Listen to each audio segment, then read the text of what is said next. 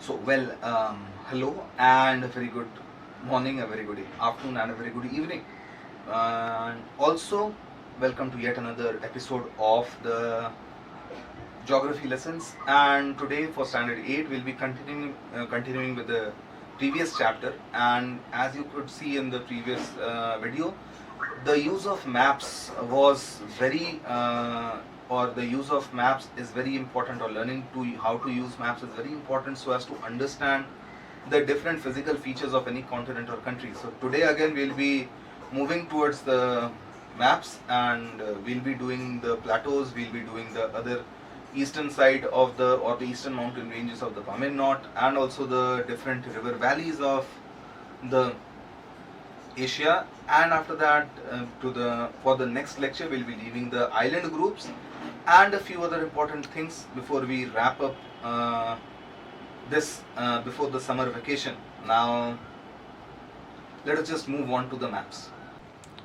Here again we have the map of Asia, the physical map. In the previous video lecture, we were done with the mountain ranges on the western side of the Pamir Knot. We had seen the Hindu Kush, the Suleiman range, then the Elbrus, the Zagros. Now, as we look at the Pamir Knot over here, we'll find that there are many more mountain ranges on the eastern side of the Pamir Knot. Now, let us do those mountain ranges in the eastern side of the Pamir Knot. Now, the few mountain ranges which are there on the eastern side, the few important ones which are there in your book or which are there in the syllabus of standard 8, we have over here the one mountain range which we are very familiar with, the Himalayas. As you can see over here, the Himalayas. So the Himalayas extend from the Pamir Knot, from this part, and they go up right or they extend right up to this easternmost point of India, extending into the Chinese territory over here. So this is over here the Himalayas which you have. The highest mountain peak of the world also lies in the Himalayas, as you can see over here, the Mount Everest. And after the Himalayas, we have another very important range, which is the Karakoram range. The Karakoram is there in between the Kunlun Shan or the Kunlun range and the Himalayas, the Karakoram range over here. A few ranges are missing in this map also in your book. That is there is also the Ladakh range is there. So there are a few other ranges over here, but then the most important one over here, the Karakoram range. The Karakoram range contains the Karakoram range actually is a very rugged and a very rocky range. Rugged as in the mountains are having rough surfaces. Over here we have in the Karakoram range the second highest peak of the world, that is the K2. Why is it called the K2? Because when a survey was done over here in this area, 5 such important peaks were found, 5 very high peaks, and they were named accordingly. They actually form a semicircle kind of a thing, the 5 peaks over there. So the 5 were named as K1, K2, K3, K4, K5, and K2 over here is the highest amongst those 5 peaks, and also the second highest mountain in the world. And now the K2 is lying in the Pakistan occupied Kashmir area. So this Karakoram range Karakoram range is there in the Indian part of Kashmir, also in the Pakistani occupied Kashmir parts, and also in parts of northern Pakistan. So we have the Karakoram range over here, and after that we have the Kunlun mountains. So the Kunlun Shan, it is lying in the Tibetan area and in China. And the Kunlun mountain over here is lying to the north of the Tibetan plateau. As you can see, the plateau of Tibet over here, the Kunlun Shan is lying to the north, and also to the south of the Taklamakan desert and the Tarim basin. So the Kunlun mountain is here in between the Tarim basin and the plateau of Tibet. Now the Kunlun mountains, there's another mountain over here, very important, that is the Tian Shan mountain range. The Tian Shan mountain range, as you can see, the Tian Shan mountain range is lying on the north or to the north of the Taklamakan desert and the Tarim basin. So the Tian Shan mountains, so there's the Tarim basin over here, and in between, and on the north we have the Tian Shan, and to the south we have the Kunlun Shan. Now the Kunlun mountains, the highest mountain peak of Kunlun Shan is the Kunlun goddess. the height being 7167 meters, which is not mentioned over here in the map. But then the Tian Shan happens to be to the north of the Pamir, and not only this Tian Shan, there's also this Altai Mountains, which is also forming, or which is also a range of this Pamir knot, and the Altai Mountains is there in the northeastern part. So we have over here the Himalayas, the Karakoram range, the Kulnun Shan, the Tian Shan, the Altai Mountains. A few others are also there, as you can see, the Altantag, the Nanshan. There are many ranges over here to the eastern side of the Pamir knot. Now, as you can see, there is one mountain range over here in the Myanmar territory. This it will be clear to you all. Over here we have the Patkai Bum and the Arakan Yoma. The Himalayas, after the Himalayas over here, they actually go, there is a bend over here. The Himalayas bend in this areas. Now this is a geographical, due to some geographical reasons, the Himalayas have bent over here, and this formation over here, the Himalayas are actually extending over here. It is not that the Himalayas are ending. Okay, this range is called the Himalaya. After that, the Himalayan range is continuing into this area as the Patkai Bum and the Arakan Yoma. So the Arakan Yoma is a continuation of the Himalayan mountain range, and this Andaman part, as I had told in one of the previous lectures, this Andaman part, these Andaman islands are actually an extension of the Arakan Yoma mountain range. After this Andaman, the Nicobar Islands over here, these small islands over here, the lower part of this grouping is the Nicobar and the upper part is the Andaman. So this lower part of this, the Nicobar Islands are volcanic islands, but the Andaman Islands over here are an extension of the Arakan Yoma mountain range. Now we have two, again as we had in the previous, to the western side of the western ranges of the Pamir knot, they also had two intermontane plateaus, which were the plateau of Iran and the Anatolian plateau. Over here we have another two intermontane plateaus. First one, as you all can see, plateau of Tibet. It is plateaus of Tibet. Plateau of Tibet is surrounded by the Kunlun Shan, the Karakoram, the Himalayas. Then we have the Kailash range, the Altantag, and also another one over here, which, as you can see over here, the Mongolian plateau. The Mongolian plateau is also, as you can see, there are so many mountain ranges. The mountain ranges over here. So the Mongolian plateau is also another intermontane plateau found in this region. Now we also have the Mongolian plateau. As you can see, it is having the desert, the Gobi desert over here. It is also to the western side of the Mongolian desert. We also have the Taklamakan desert. So these Taklamakan desert, the Gobi desert, these are actually cold deserts, cold desert areas. Now coming to the plateau regions of Asia, we have over here this area, this Arabian Peninsula. This peninsular area is actually a plateau. This entire peninsular area extending from this Red Sea to the Persian Gulf is a plateau. This plateau is characterized by desert type of climate. This area receives little to no rainfall. That is why we have so many deserts in this area. This Arabian plateau is a desert area without having many rivers. As you it does not have rivers as such. As you can see over here, there are no rivers, or there are no major rivers found in this area. And this plateau, the Arabian plateau, slopes slightly towards the west, towards the western side. And this area, as you can see, is having so many deserts. You have the Nefud desert, the Syrian desert, then there's the Arabian desert. So this area, this plateau area is desert area. Next very important plateau, which we all know, is the Deccan plateau over here. You can see the Deccan. So this Deccan plateau is making up nearly the entire peninsular area of India. We have the Deccan plateau over here. We have the Malwa plateau, the Chota Nagpur plateau. So the Deccan plateau, Chota Nagpur plateau, the Malwa plateau, these are making up the entire peninsular area. Now we have to keep in mind that the plateau regions of the world, or the plateaus over here, they are made up of actually very old rocks. These are made up of very primitive rocks, old rocks. Some of the plateau areas are made up of, or some of the plateau areas lies on the shields of the continents. Now the shields of the continents are actually, or the shields, whenever we have shields, whenever we talk of shields and continents, shields are actually the oldest rocks which are existing on the earth.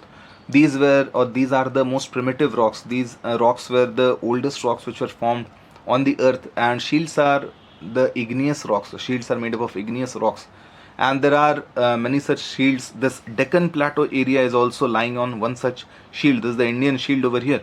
This Deccan Plateau area is slightly sloping towards the eastern side. The western side is higher, or the height of the western side of the Deccan Plateau is high, and the eastern side is low. The slope is from the west to the east. This is the direction of the slope, and that is why most of the rivers of this Deccan Plateau, they originate from the western ghats, or from the western side of this plateau, and they flow towards the eastern side. They originate towards the west, or on the west, and they flow towards the west, to the Bay of Bengal. Except for two rivers, which are the Narmada and the Tapi. The Narmada river over here, the Tapi river is in between the Vindhya range and the Satpura range. So the Tapi river is also on the Narmada and the Tapi, they drain towards these are the only exceptions in this Deccan Plateau area. They arise over here in the Amarkantak Plateau. Amarkantak Plateau is a sub-plateau of the Deccan Plateau region. Amarkantak Plateau lies over here. They arise from the Amarkantak Plateau area, and they flow towards the Arabian Sea. So they are flowing from the east to the west. That is because the slope of this small area is towards the west, but the general slope of this Deccan Plateau area is from the west to the east. These are the plateaus of western India, or southern India, the peninsular India. These plateaus are actually very rich in black soil. Black soil because these plateaus were formed due to volcanic, or due to volcanoes, or there were no eruptions. There are two kinds of volcanoes, or two kinds of magma. One is acidic magma, one is the basic magma. Acidic magma comes out as an explosion, but basic magma does not explode. Basic magma just comes out from cracks or fissures on the ground, and they flow towards, or they keep on flowing. This is what I meant actually when we talk of a volcano. We actually, the first thing which comes to our mind is something like this, mountainous kind of thing which keeps on erupting at times. But then volcano is not always a mountain. Volcano is actually, or magma comes out from any point or any part of the crust where there may be a crack, or where there may be a soft opening, or where the land may be soft. So what actually happens is, suppose this is the magma inside the earth, and this is the crust. So the magma will be finding a fissure, or magma will be finding cracks or soft areas within the rocks, and it will want to come outside. If there are two kinds of magma, as I told, one is the acidic and the other is basic. The acidic magma is very rich in sulfur. So being rich in sulfur, if you all do burst crackers at times, so you'll be finding a very pungent smell, a very distinct characteristic smell of sulfur which comes out. So acidic magma is rich in sulfur, and if you got the connection, the acidic magma or the acidic lava which is there, it actually explodes because of this high sulfur content. So if this magma is acidic, what will happen is that as it comes to the surface, it will explode outside. As it explodes, the magma goes up high into the sky, and again it falls down. And as it falls down, it starts making a cone. So we get a volcanic cone. With time, it keeps on increasing in height. So we get a volcanic cone over here, and that is how this kind of a volcano is formed. But if we have basic magma over here, suppose this is again the crust, and we have the magma over here below the crust, and this magma is basic. So this basic magma is lacking in sulfur. It again finds a soft opening through, or soft areas through the rocks, and as it comes out on the surface, it won't be erupting as in the case of acidic lava or magma. This basic magma does not erupt. It will come out and it will start flowing out.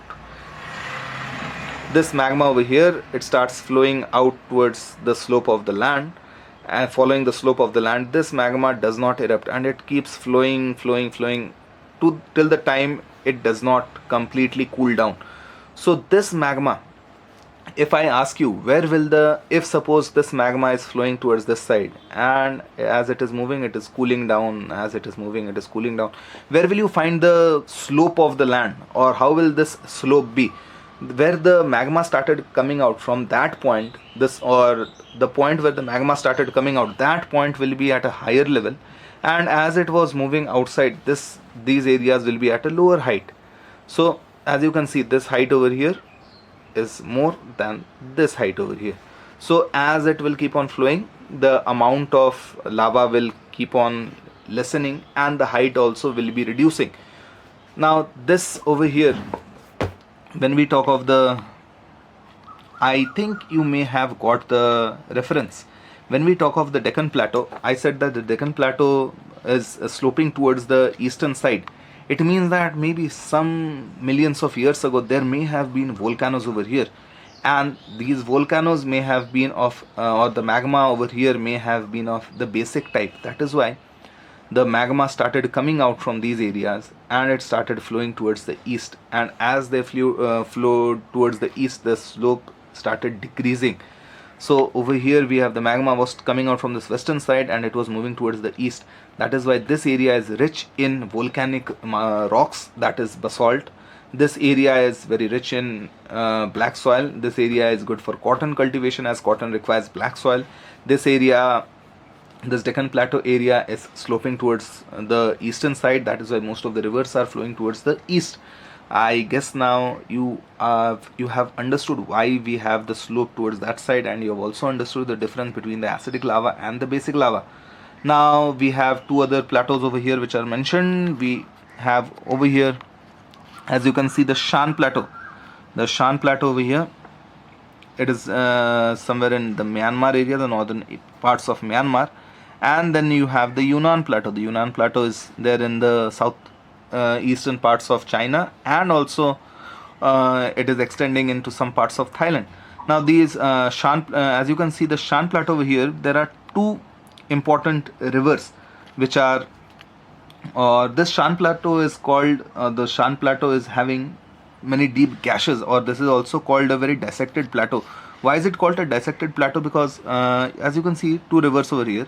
Over here, the Irrawaddy River and the Salween River.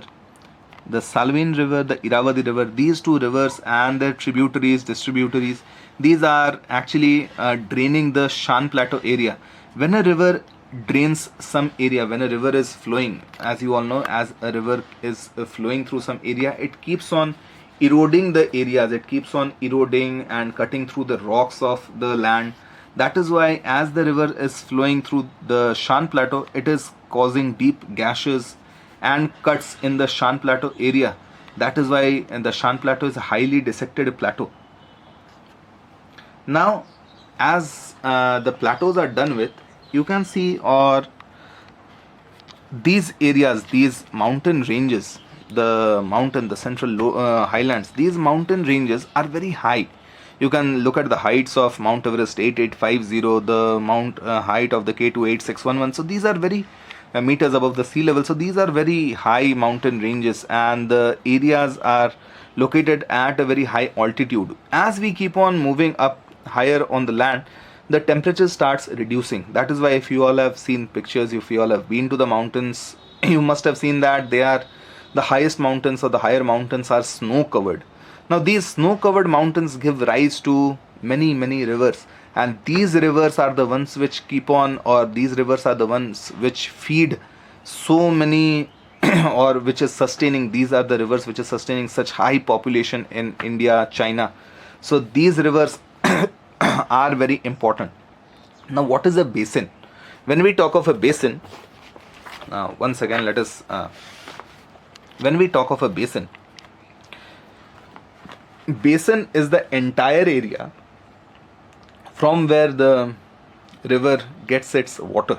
Suppose this is a river flowing downwards, and as rain falls in this area, suppose rain is falling in this area, rain is falling in this area, rain is falling in this area, rain is falling in this area. the rain which is falling, the small streams which may be flowing, all of these, all the rainwater, all the stream water eventually come and join this main river. Now this entire area, the total area which is actually providing water to this main river is called the, suppose this is river A, so this entire area or this entire area is called the basin or catchment, CATCHMENT, catchment area of this river A. So this is the basin. Now when we talk of, or when we are having so many rivers over here, we have the river, so many important rivers over here. We have river Yamuna, river Ganga, we have the Indus, we have the Satluj, we have the Huangho rivers. There are so many rivers over here. So many rivers will be having their basins, and during the times of flood, the rivers actually move, or the rivers flood their basin areas, and that flooding causes, or that flooding makes the soil fertile. So this, because of this fertile soil and because of these rivers which are continuously flowing throughout the year, because they are snow fed and the snow is permanent on these mountains, that is why these rivers are also permanent. These are flowing throughout the year. So these rivers which are flowing throughout the year, providing so much water, or providing water for so many people, providing fertile land, that is why these rivers are also called the cradles of the civilizations. These are one of the most fertile rivers, or fertile plains, and these are one of the most fertile areas of the world, made up of alluvial soil. Now a few important rivers or river basins which we have in Asia, one of the most important over here, we have the